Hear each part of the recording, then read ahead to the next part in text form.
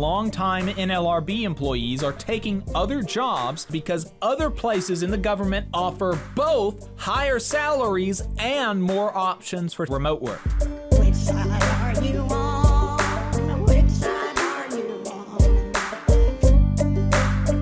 on? We've been discussing this issue with underfunding of the NLRB for some time, and it's a real issue. It's a real issue.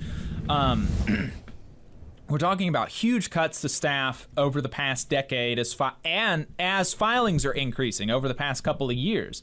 It's a really bad deal for American workers that, unfortunately, it seems like many Democrats as well as Republicans are fine with. And this underfunding issue is so bad that Jennifer Abruzzo said they are going to be forced to go into furlough territory. Oh, no. At the end of December.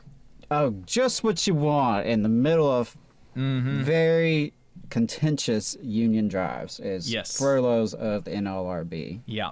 Yeah, so this is a very big issue, and like I said, Jennifer Abruzzo said that they're going to have to do furloughs if they don't get an infusion of money soon, and I mean, it needs to happen in this lame duck period before the Republicans take over, because there's no way that House Republicans would probably be willing to blow up the country's economy before they are willing to, back our law enforcement officers at the NLRB.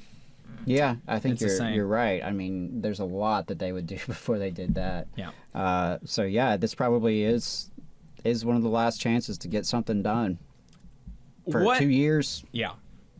What we did not anticipate, however, was having to cover self-inflicted wounds on the agency by the purportedly pro-union and pro-worker head of the NLRB, Jennifer Abruzzo. But it seems like that's what's happened as of last week.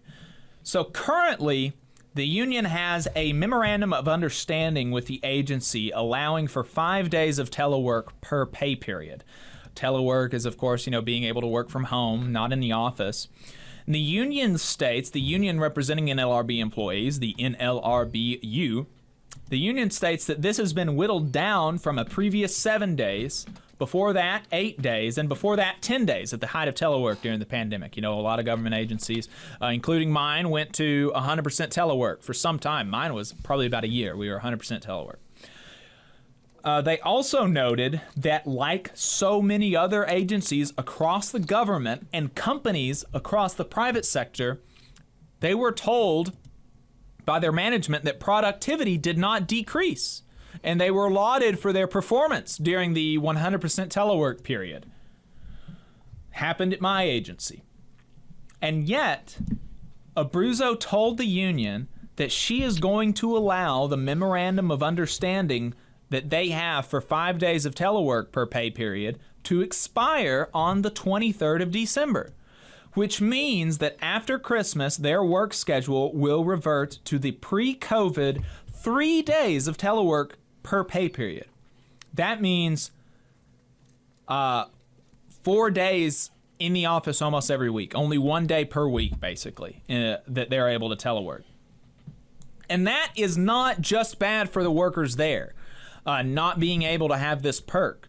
It's bad for workers everywhere because the union is reporting that longtime NLRB employees are taking other jobs and prospective employees are rejecting offers because other places in the government and in the private sector offer both higher salaries and more options for telework and remote work. Which is, why would you not, right? Why would you not? If you've got somewhere that, is going to be paying you more and you have more flexibility versus somewhere that's going to pay you less and have less flexibility. You can't be competitive that way. Just for competitiveness, you have to retain this, at least a moderate, if not aggressive, amount of telework.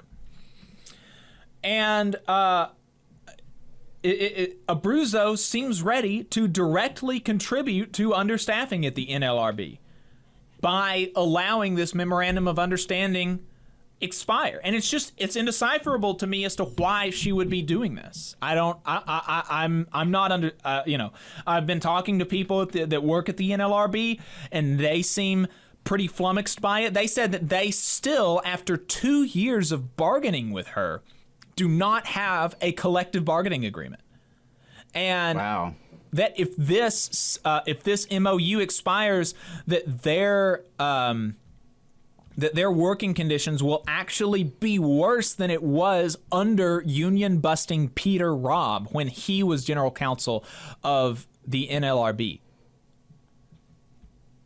So, I mean, I don't know what to say about that. That's really disheartening to hear. And I'm hoping that, the union going public with this. I know that allies across the labor movement are rallying behind their complaints and saying that the NLRB, needs to do what its workers are asking, because, maintaining competitiveness for these positions is important for obviously these NLRB workers, but for us as well, because the NLRB workers are the people that we depend on to adjudicate labor law in this country. Right.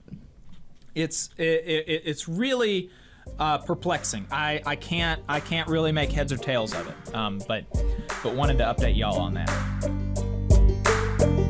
You just saw a clip from the Valley Labor Report. We are live every Saturday morning from 9:30 a.m. till 12:30 p.m. And we pride ourselves on keeping all of our content free to everybody so that we can talk to as many working folks as possible. If you support the work that we're doing, you think that it's important, you think that it's good, then consider making a monthly contribution to the project, and you can do that on our website, tvlr.fm.